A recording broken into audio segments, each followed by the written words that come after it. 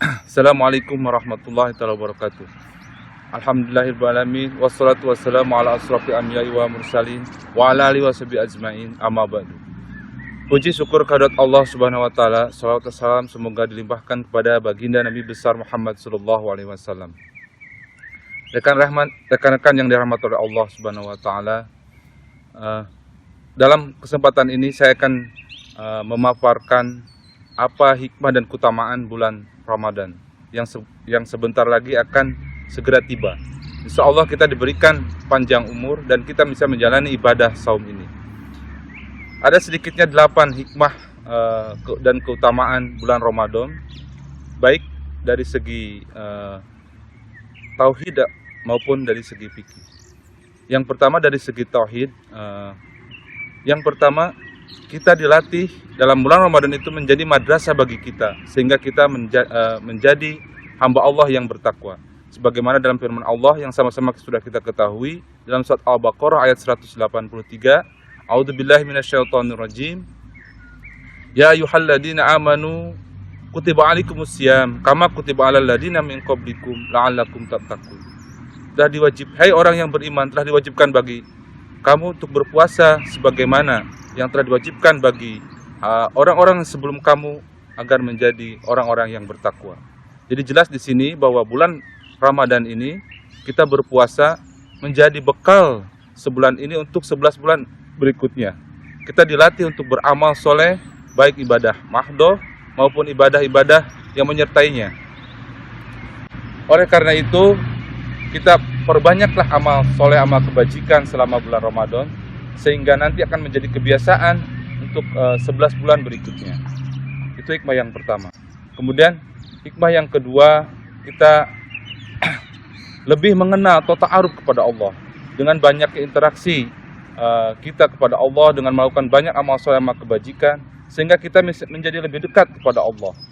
Itu hikmah yang kedua.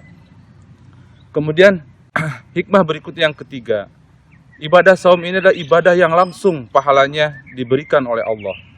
Tidak ada ibadah lain yang mengetahui cuma Allah dan kita yang berpuasa, sehingga Allah yang akan membalasnya. Oleh karena itu, dengan keimanan, dengan diyakini dengan keimananlah puasa ini akan diterima oleh Allah. Kemudian yang berikutnya yang keempat, hikmah Ramadan dari segi tauhid, bahwa dengan berpuasa selama bulan Ramadan ini, maka akan diampuni dosa-dosanya yang telah lalu selama dia tidak melakukan dosa yang besar. Oleh karena itu ini menjadi dorongan motivasi bagi kita. Setelah kita melaksanakan saum, maka akan kembali fitrah setelah kita menjalani selama 30 hari. Berikutnya, rekan-rekan sekalian yang dirahmati Allah, hikmah yang kelima bahwa dengan saum kita dibukakan pintu rahmat, kemudian juga ditutup pintu neraka. Ini memberikan motivasi bagi kita untuk menumpuk sebanyak-banyaknya amal soleh, amal kebajikan, dan mempersempit gerak untuk melakukan keburukan. Berikutnya hikmah yang nomor 7, bahwa dengan saum kita berbahagia pada saat berbuka, dan juga berbahagia pada saat berjumpa dengan Rob kita. Dan yang terakhir, hikmah bulan Ramadan, bahwa kita bau mulut orang yang berpuasa itu lebih cintai oleh Allah daripada minyak kasturi. Oleh sebab itu, kita tidak usah malu dengan melakukan saum, bahwa baunya aja masih cinta oleh Allah. Demikian yang hikmah bulan Ramadan dari segi tauhid. Rekan-rekan sekalian, berikutnya saya akan menjelaskan sedikitnya ada 6 hikmah dan keutamaan saum dari segi fikih. Yang pertama, dengan menjalankan saum, kita merasakan tidak makan minum selama waktu berpuasa, dari mulai terbitnya fajar shadiq sampai terbenamnya matahari.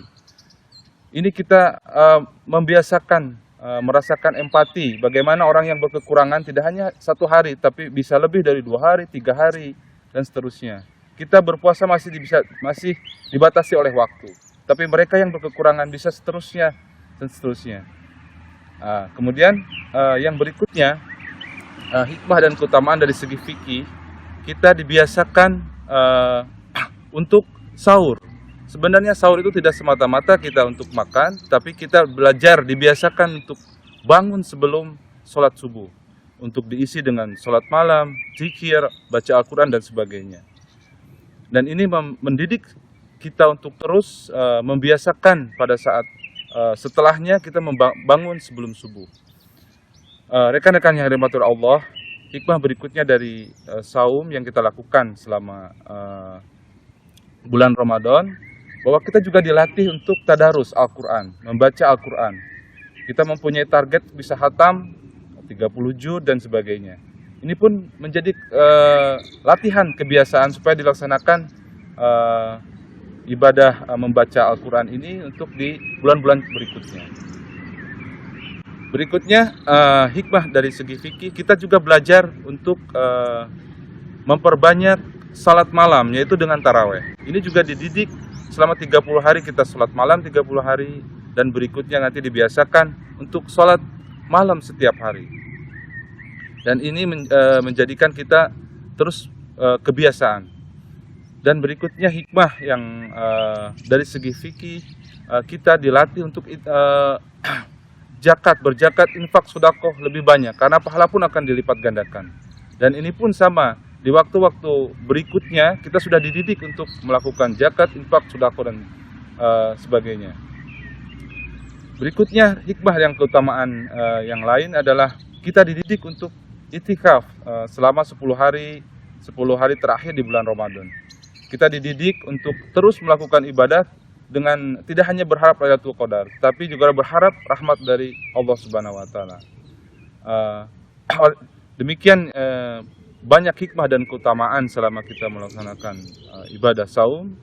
Oleh karena itu, setelah kita mengetahui hikmah dan keutamaan bulan saum, maka saya menyarankan untuk kita membuat target-target di dalam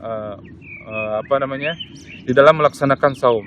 Kita buat target-target, pencapaiannya akan kita capai pada saat akhir Ramadan. Kalau bila perlu kita buat ukuran-ukurannya, misalkan kita bisa membaca Al-Quran 30 juz, kemudian sholat taraweh 30 hari, ataupun sampai ke zakat, infak, sudah kita punya target. Sehingga kita nanti akan mendapatkan apa yang diharapkan oleh Allah, menjadi hamba-hamba Allah yang bertakwa. Demikian yang bisa saya sampaikan, hikmah dan keutamaan bulan Ramadan. Semoga bermanfaat. Wabillahi taufiq wal hidayah. Wassalamualaikum warahmatullahi wabarakatuh.